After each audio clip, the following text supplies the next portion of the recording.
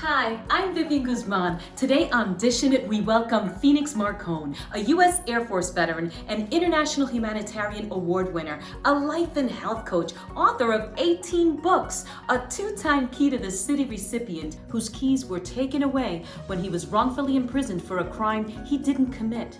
Freed 10 years later, this luminary chef and fourth-generation baker will show us how to champion for oneself and how to rise above life's hardest challenges, all while making his family's German cheesecake recipe with me.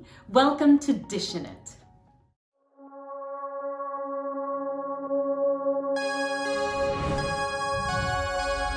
I'm Vivian Guzman. Life hasn't always been easy. I have felt alone, displaced, like an outsider. The world needs a place of belonging, which is why I created Dishin'it. Cheers! Cheers! On Dishin'it, I cook foods from around the world. My guests share their stories, and we inspire the world. The reason I save marriages past, present and future is because I want it to be that lovely cute 80-year-old couple that you see still holding hands is the norm.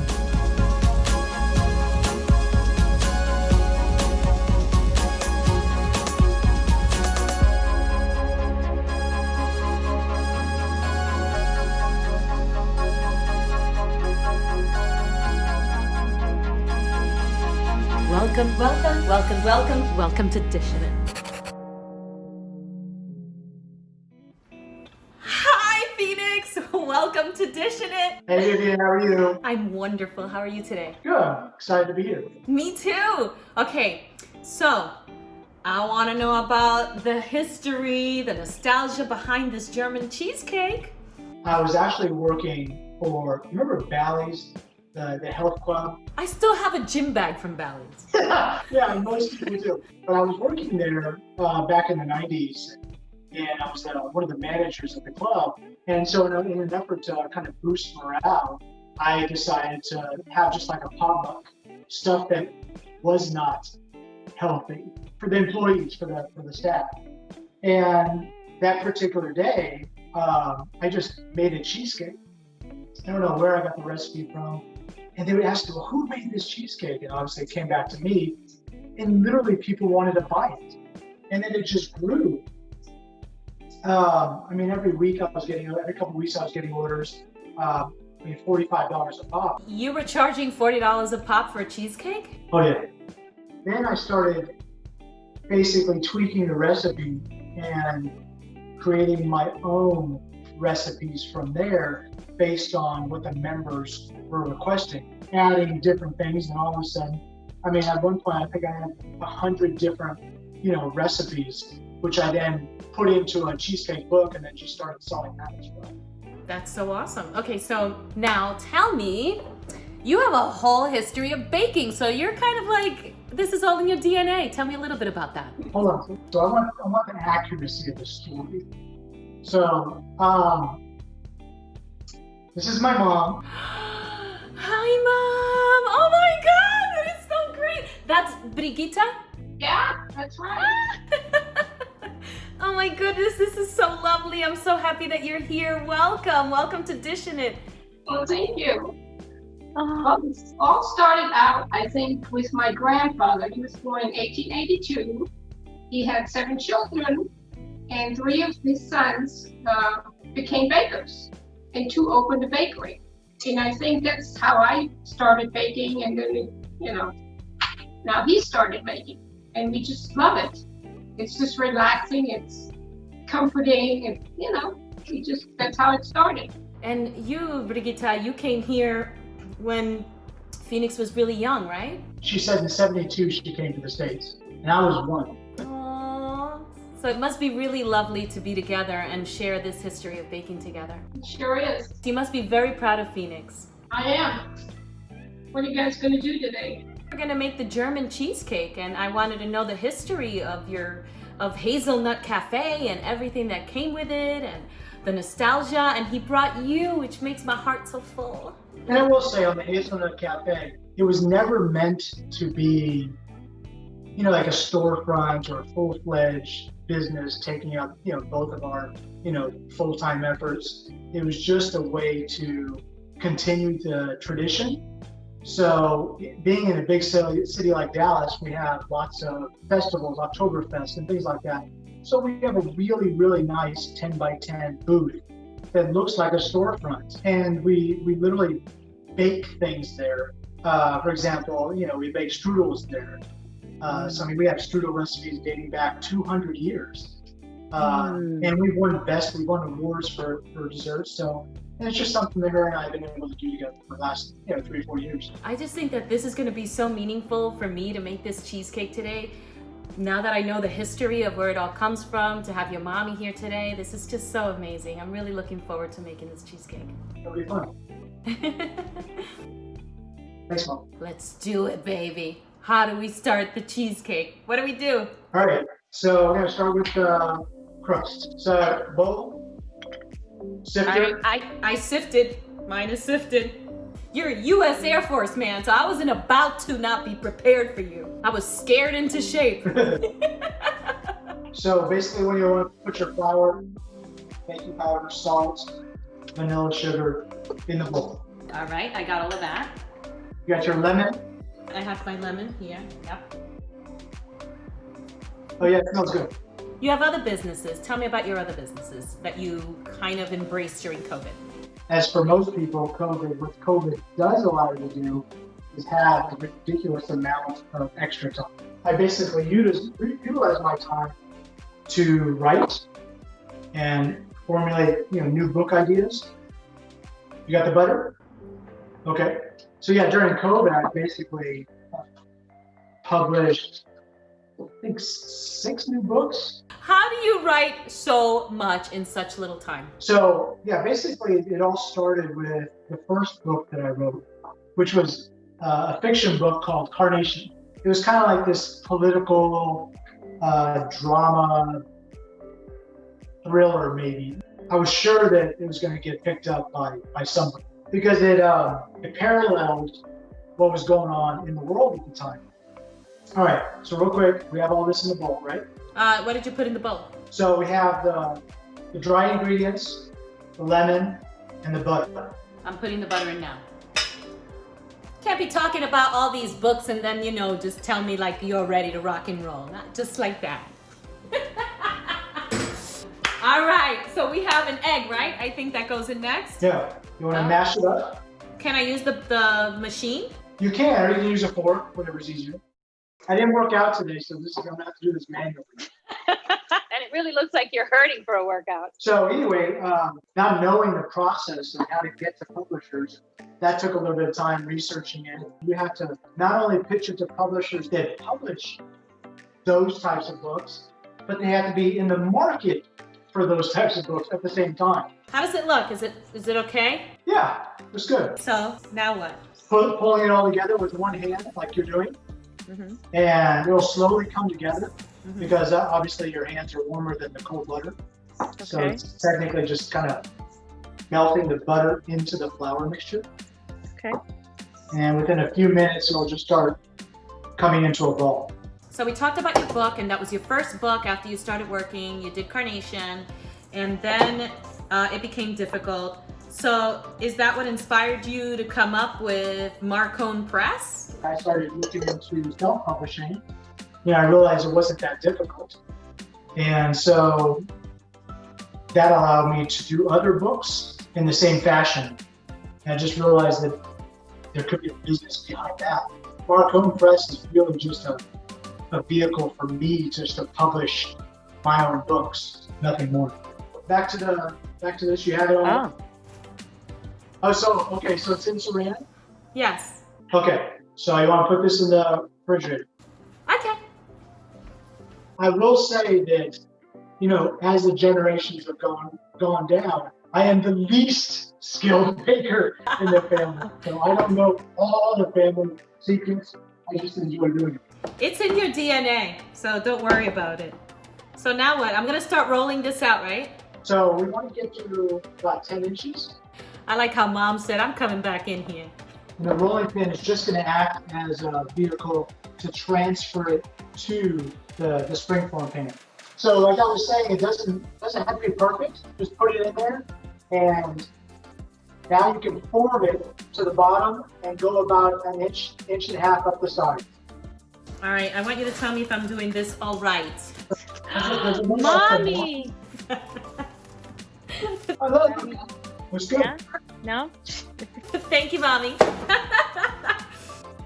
I got my oven preheated to 350. I got the Mary's bath inside of the oven to ensure that the water's hot. And I have my crust. We're gonna skip making it harder. We're gonna have a nice and smooth cheesecake today. And now we're gonna do the filling that goes inside of the cheesecake. Okay, so we're gonna beat the eggs, sugar, and the vanilla sugar. Okay. Just blend it until it's a pale in color. Got it? Okay. Then we're gonna add the butter, the cream, and the quark. Okay. Blend that until fully blended. And we're gonna transfer that to a different bowl. Or in a separate bowl, we're gonna beat the egg whites until stiff peaks form. This will be a few minutes.